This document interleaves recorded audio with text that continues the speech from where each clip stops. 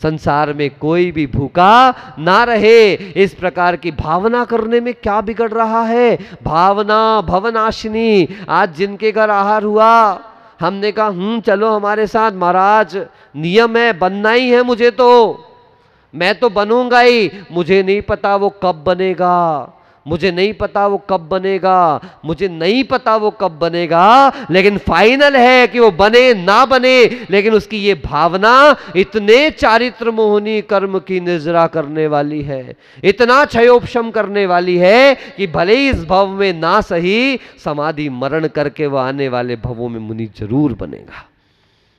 भावना भवनाशिनी।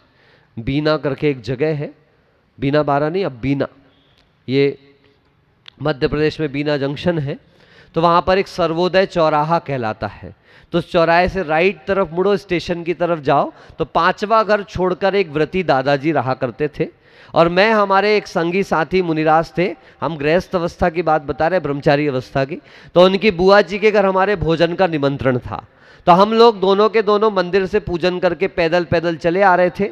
तो वो दादाजी ने जैसे ही देखा, वो द्वारे पर बैठे हुए दौड़े दौड़े दौड़े दौड़े आए, हम दूसरी तरफ थे, और बिल्कुल रुकवाया और बिल्कुल हाथ जोड़ के, भैया जी मन शुद्धि, वचन शुद्धि, काय शुद्धि, आहार जल शुद्ध है, भैया भोजन करने के लिए चलो। हमारे दिल पर ऐसा झटका लगा कि आज भी ऐसे व्रती हैं, आज भी ऐसे लोग हैं जो ये साधक कहलाते हैं, गृहस्थो मोक्ष मार्गस्थो। ऐसा जीव जो घर पर रह करके भी अब मोक्ष मार्गी कहला रहा है, कैसे व्रतों का पालन कर रहा। देखो कि घर के द्वारे बैठा है। हमने पूछा, दादाजी हमारा तो निमंत्रण है। बोले, भैया हमारा तो व्रत है, यदि एक भी भैया जी हमारे यहाँ आ जाते तो हमारा भोजन अमृत बन जाता। ये उनके शब्द जो सुने मैं धन्य हो गया सुनकर। हम दोनों ने बात करी, मैंने कहा, देख भाई, एक काम कर, मैं बुआ के यहाँ चले जाता हूँ, और तू एक काम कर कि बुआ को मेरे से ज़्यादा है, तो मैं, तेरी बुआ है, मैं चला जाता हूँ, और तू इनके यहाँ चला जा। हम दोनों ने डिसीजन किया, और उनके यहाँ वो भाई भोजन करके आया। और आने के बाद जब उन्होंने कहा कि भैया बस दाल रोटी थी, कुछ भी नहीं था, लेकिन उस भोजन में इतनी ताकत, इतनी एनर्जी कि अभी तक मेरे परिणाम इतने निर्मल बने हुए। बंधुओं, याद रखना, राग रहित होकर जो भोजन दिया जाता है, कषायों से उठकर जो भोजन दिया जाता है, मेरा तेरा किए बिना जो भोजन दिया जाता है, अपना पराया कहे बिना जो भोजन दिया जाता है, वो साधु के तप की वृद्धि करने वाला होता है। और जिस भोजन में मेरा तेरा अपना पराया घर बाहर लग जाता है, उस भोजन का अमृत नष्ट हो जाया करता है। मैंने आपको बताया था, जब हम घर पर थे तो हमारी गृहस्थ अवस्था की माँ भोजन बनाते हुए भी उनका यही चलता रहता था, मुनि सकल व्रती बड़ भागी भव भोगन ते। हमने सोचा भैया पता नहीं क्या चल रहा है, कोई मंत्र मंत्र। अब सोचते तो लगता है ऐसा मंत्र फूंक दिया गया था कि कोई वैराग्य का कारण नहीं, लेकिन भोजन में ऐसा वैराग्य भर गया कि हम लोगों के अपने आप परिणाम हो गए इस मार्ग पर चलने के। कितना सामर्थ्य है भोजन में, आप समझ लीजिएगा। ठीक है ना, चलिए आगे बढ़ते हैं। ये कौन सा व्रत हो गया? अतिथि समविभाग। ऐसे 4 प्रकार के शिक्षा व्रत हुए, और 3 प्रकार के गुण व्रत और 5 अणुव्रत। कितने व्रत हो गए बोलिए? 12। 5 अणुव्रत, 4 शिक्षा व्रत और 3 गुण व्रत। ये 12 प्रकार के व्रतों का पालन करने वाले जीव प्रतिमाधारी श्रावक कहलाते हैं। क्या कहलाते हैं? आप सुनते ना प्रतिमा, पहली प्रतिमा, दूसरी प्रतिमा। तो प्रथम प्रतिमा है दर्शन प्रतिमा, बोलिए। और दूसरी प्रतिमा है व्रत प्रतिमा। दर्शन प्रतिमा का मतलब है पंच गुरु चरण शरणो दार्शनिक तत्व पथग्रह्य। अभी श्रावकाचार्य में आएगा, जिन्होंने पंच गुरु की शरण को प्राप्त कर लिया है, ऐसा 3 मकार 5 उदंबर फल आदि का भक्ष्य वस्तुओं के सेवन का त्याग करने वाला, रात्रि भोजन त्याग करने वाला, अनछने जन का त्याग करने वाला, और तीसरी बात नित्य नियम से देव गुरु शास्त्र के दर्शन चरण वंदना पूजन प्रक्षाल आदि करने वाला, यह दर्शन प्रतिमाधारी श्रावक कहलाता है। लेकिन इसकी प्रतिमा की सार्थकता दूसरी प्रतिमा से ही हुआ करती है, जिसका नाम व्रत प्रतिमा है। और ये 12 प्रकार के व्रत जिसके अंतर्गत आते हैं, ऐसी 2 प्रतिमाएं यह कहलाती हैं। व्रत सल्लेखना धारण, व्रती को क्या करना चाहिए? यदि मरण का कोई कारण उपस्थित हो जाए तो फिर मारणांतिकीम सल्लेखनाम जोशिता। कितना सुंदर शब्द आया, उत्साह पूर्वक। अभी जिनकी समाधि देखी अपन ने, समाधि सागर जी महाराज, उत्साह पूर्वक बिल्कुल मारणांतिकी, अंत समय जब आ जाए, मरण निकट दिख रहा हो, तो सल्लेखना को धारण कर लेना चाहिए। सल्लेखना शब्द को देख ले, सत समीचीन रूपेण लेखनम इति सल्लेखना काय कषायणाम च। समीचीन रूप से काय को और कषाय को क्रश कर लेना। अरे ये तो सब पाप है। जब आप जीरो फिगर बनाने के लिए, शरीर को दुबला करने के लिए डाइटिंग करते हो, तो क्या ये पाप नहीं है? अरे हम तो आत्मा के विकास के लिए शरीर को क्रश कर रहे हैं, और वो भी तब जब ये शरीर हमारा साथ देने को तैयार। धर्माय तनु विमोचनम आहुः सल्लेखनाम आर्या। आर्य पुरुषों ने किसे सल्लेखना कहा है? जब ये तन धर्म का पालन करने में समर्थवान ना रह जाए। गुरुदेव कहते थे, कब श्रावक को सल्लेखना ग्रहण करना, कब साधु को सल्लेखना ग्रहण करना? जब श्रावक के खड़े होकर आहार दान करने की, अभिषेक पूजन करने का सामर्थ्य खत्म होने लग जाए, उसी क्षण उसको सल्लेखना व्रत धारण कर लेना चाहिए। और साधु का जब पैदल विहार करने का सामर्थ्य खत्म हो जाए, माताजी सुन लेना, ऐसी जगह रहो। आगम कह रहा है कि जिस समय चलना अच्छा नहीं हो पा रहा हो, तो एक स्थान पर आसपास की मर्यादा को बांध कर रह जाना, लेकिन कभी भी आगम विरुद्ध साधनों का प्रयोग मत करना।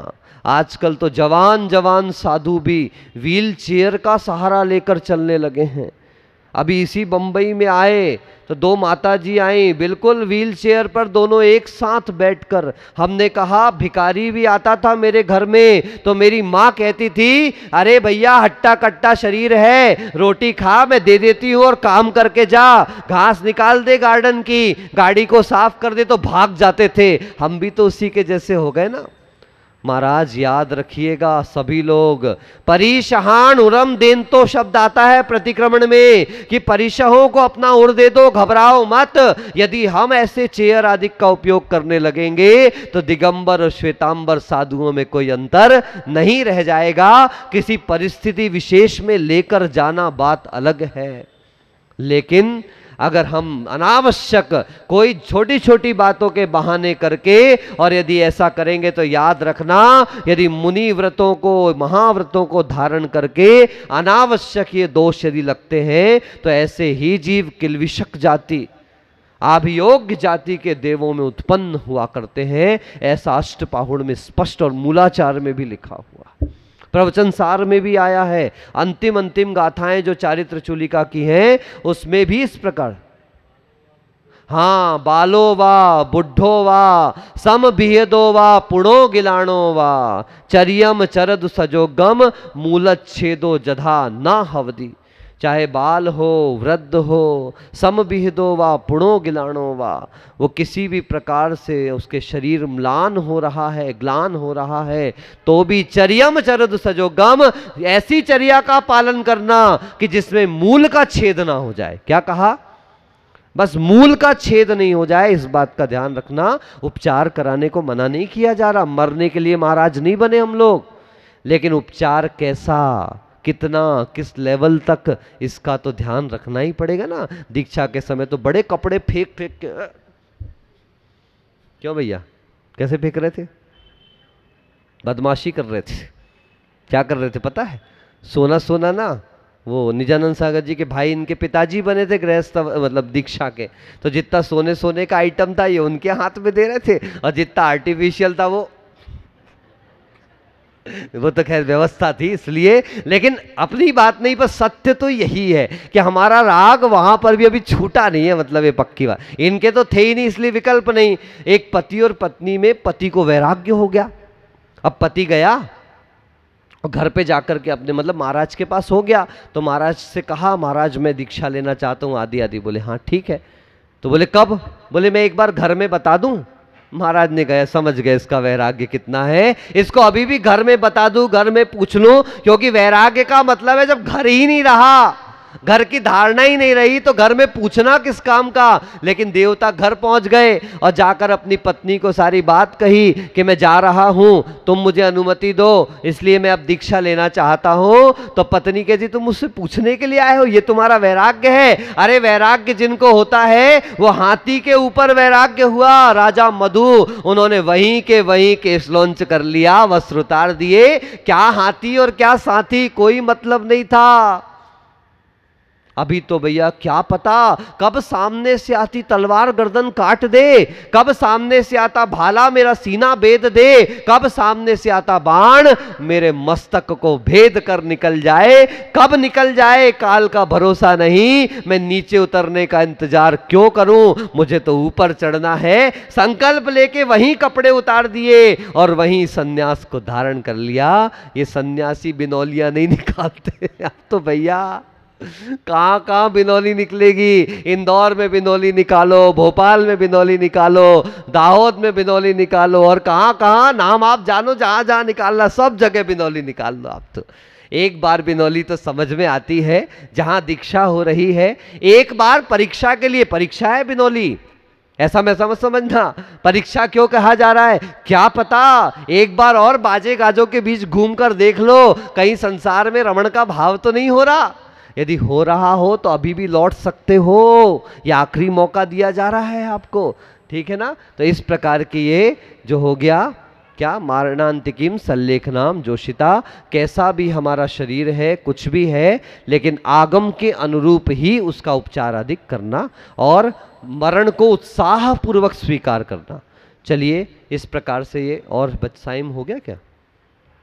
शंका कांक्षा विचिकित्सान्य दृष्टि प्रशंसा संस्तवाः सम्यक दृष्टे रतिचाराः।